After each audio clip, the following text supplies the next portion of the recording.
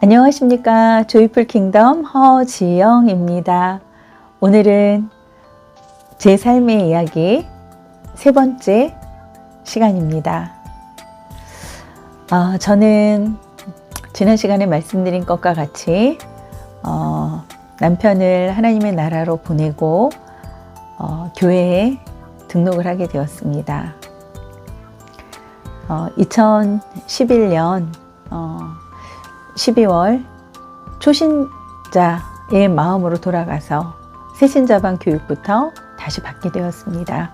그리고 교회에서 하는 모든 교육 프로그램을 이수하였습니다.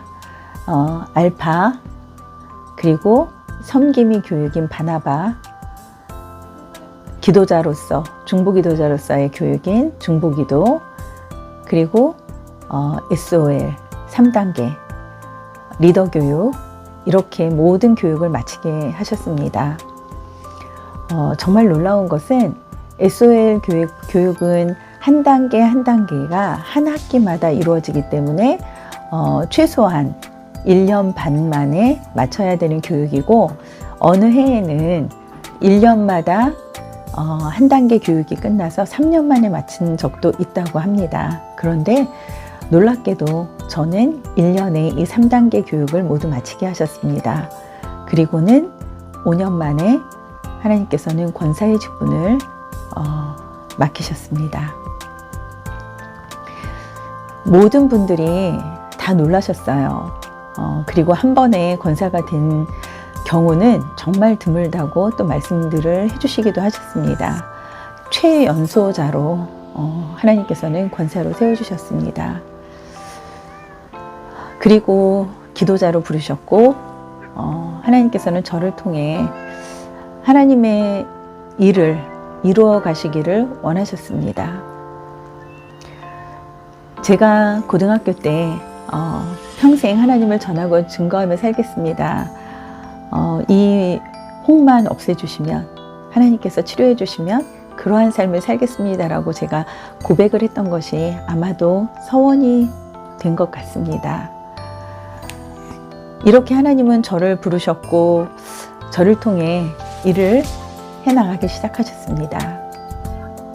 제가 성령님에 대해서 누구도 저에게 자세한 내용을 가르쳐 주지 않았었는데, 저희 교회에서 하는 이 알파 프로그램을 통해서 성령 하나님은 누구신지, 또 어떠한 일을 하시는지, 이러한 부분들, 또 방언에 대해서 자세하게 교육을 받게 되었습니다.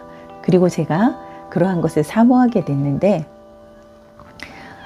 방언을 제가 초등학교 때 선생님께서 방언은 믿음 없는 사람에게 주는 거야 라고 했기 때문에 저는 사모하지 않았었거든요.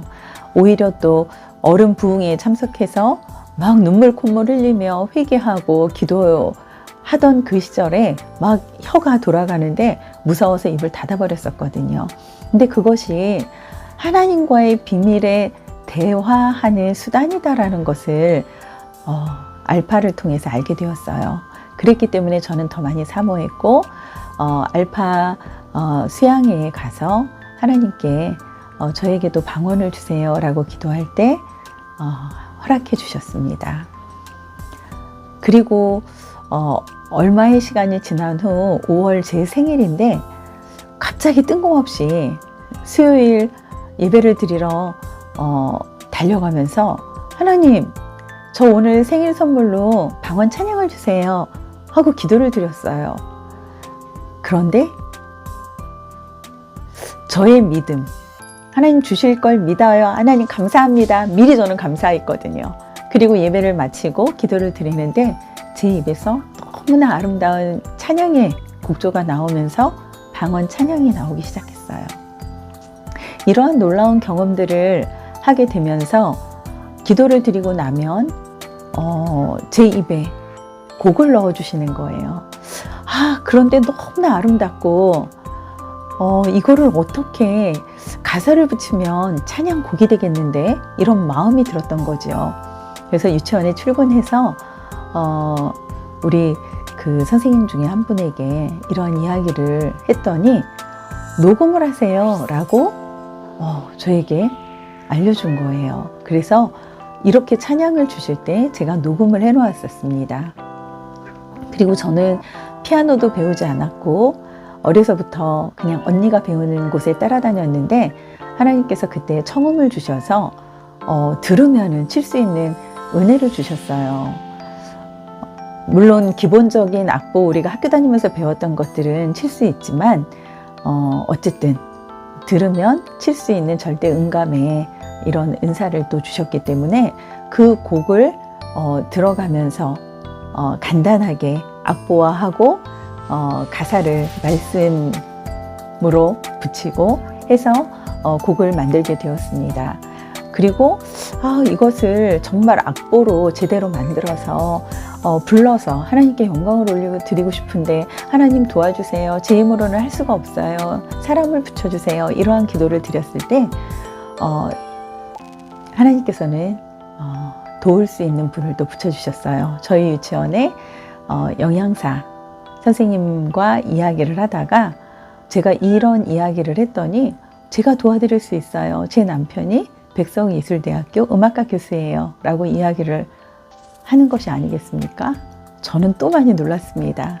그리고 도움을 받아 악보로 만들어 주셨고 그리고 지금까지도 형제 자매같이 지내고 있습니다. 이러한 놀라운 일들이 제 삶 가운데 일어나는 것을 보면서 어떻게 행복하지 않을 수가 있을까요? 그런데 하나님께서는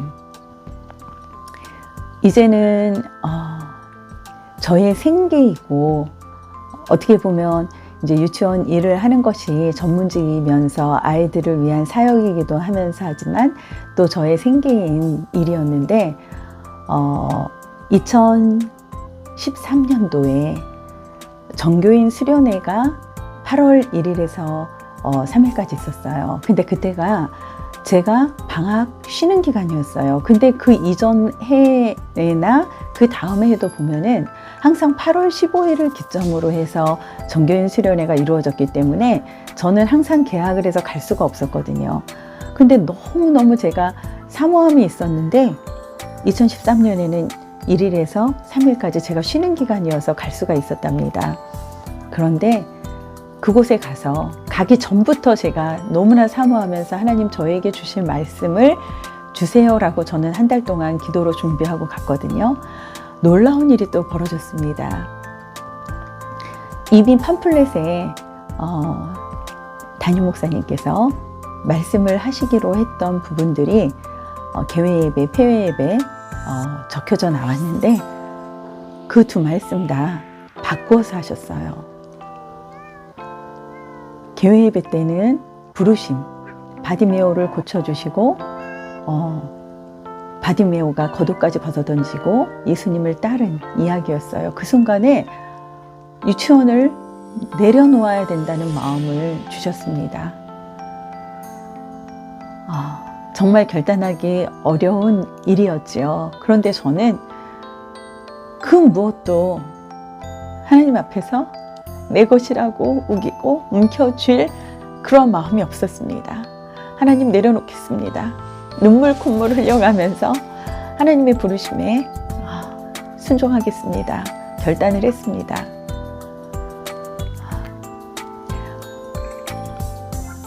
그리고 폐회 예배 때 정말 하나님의 그 부르심에 대한 확신을 또한 갖게 되었습니다. 그래서 저는 2014년 2월에 아이들을 졸업시키고 유치원을 떠나게 되었습니다. 그러면서 이제 곡도 계속해서 만들어지고 있었고 기도하는 중에 하나님께서 또 이러한 명령을 하셨어요. 내 삶의 간증을 써라. 하나님, 저는 못해요. 할 수 없어요.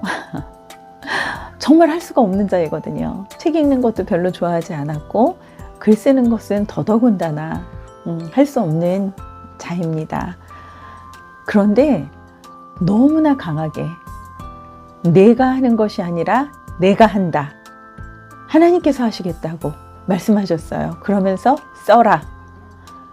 그 음성이 얼마나 크게 들리는지 저는 그러면 하나님 순종하겠습니다.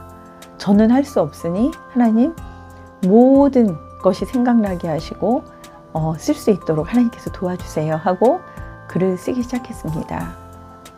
그래서 제가 유치원을 떠나 있는 동안에 계속 다시 유치원에 재직했으면 하는 연락들이 여러 차례 여러 곳에서 왔었지만 하나님께서는 그때마다 뒤돌아보지 말아라, 뒤돌아보지 말아라 말씀하셔서 저는 이제는 유치원을 가지 못하겠구나 생각을 했었습니다. 그렇게 5년의 시간이 지났고 그 기간 동안에 제 삶의 이야기들을 글로 썼습니다. 그런데 하나님께서는 하나님 이제 이렇게 글로 다 썼는데 어떻게 할까요? 기도를 드렸을 때 기다려라, 연락이 올 것이다 라고 말씀을 하셨어요. 그런데 1년이 지나고 2년이 지나도 아무런 연락은 없었습니다. 하나님의 시간표와 우리의 시간표가 다르다라는 것을 저는 이때 경험했습니다. 그러나 하나님의 뜻은 반드시 이루어지고 성취되어집니다.